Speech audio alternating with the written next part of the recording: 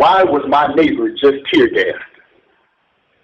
It's November 11th, 2024, 10:52 a.m. My neighbor here at Red Onion State Prison's B3 solitary confinement cell block was just tear gassed for the most absurd reason, which is typical here, where white guards don't use force because they need to, but rather because they want to. And they look for any pretext, or none at all, to justify these gratuitous assaults on a defenseless, predominantly black prisoner population. I was alerted to the situation when I heard a Sergeant Rosenbaum at my neighbor's door telling him to take a piece of paper off his life. There was no obstruction of view, no visibility inside his cell. Then came the pretext for force. He was ordered to submit to being put on strip cell. That is, he was to be put in an empty, unheated cell with no clothes except boxers. He did not cooperate. Instead, his responses throughout the entire exchange consisted of such statements as he had paper on his life, quote, because there was poison gas coming from the light, end quote. It was apparent that mental health staff, not violence, was the most appropriate and humane response, if any, to the situation. But of course, no one from mental health was summoned. Instead, the notoriously racist and abusive Lieutenant Joshua Massengill was called to the cell, bringing with him a 12.5-ounce canister of mace. This being the same Massengill who I've written about assaulting numerous blacks and calling them racist names. Needless to say, my neighbor is black. Only too eager to assault someone, Massengill gave my neighbor an immediate ultimatum: submit to strip cell or gas would be utilized. As my neighbor continued to talk incoherently, Massengill gasped. I stood watching this flagrant abuse of force, internally raging. That he had a piece of paper on his life was no reason to gas him. He was no threat, nor was the piece of paper.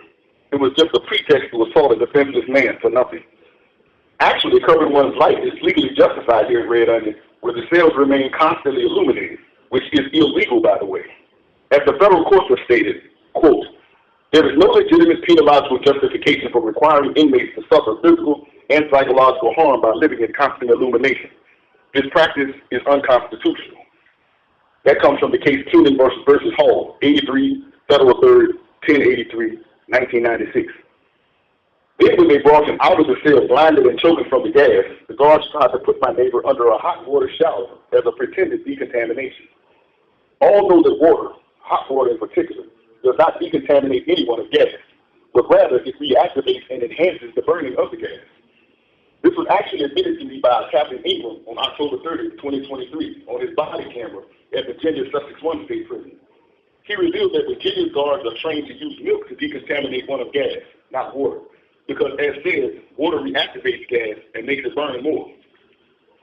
Ingram is a chemical weapons instructor at Virginia Prison System's Guard Training Academy. Yet nowhere in the Virginia prison system are there any decontamination facilities. So while gas is used almost daily in prisons like Red Onion, prisoners are never actually decontaminated. The courts have held that failing to decontaminate a prisoner after gas exposure is also unconstitutional. See Williams versus Benjamin, 77 Federal 3rd, 756, 4th Circuit, 1996. Worse still is these weapons are particularly dangerous, although officials attempt to play down their lethality. As I've written various times, tear gas, OC gas, etc., are chemical weapons much like chlorine gas that have been banned from use in war under international law because of their torturous and dangerous effects.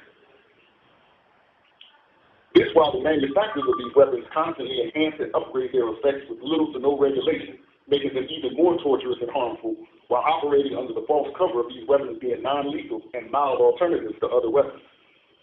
I have witnessed and reported on numerous prisoners who suffered and died as a result of these agents. Yet their use reckless and with little to no justification, as just happened to my neighbor, as they're placed in the hands of racist abusers like Massengill and Red Onion guards, who obviously can't be trusted to wield the absolute power given them over defenseless, even mentally disabled people like my neighbor. This is Kevin Rashid Johnson coming to you from within America's Gulag Archipelago. Dare to struggle, dare to win. All power to the people. These commentaries are recorded by Prison Radio.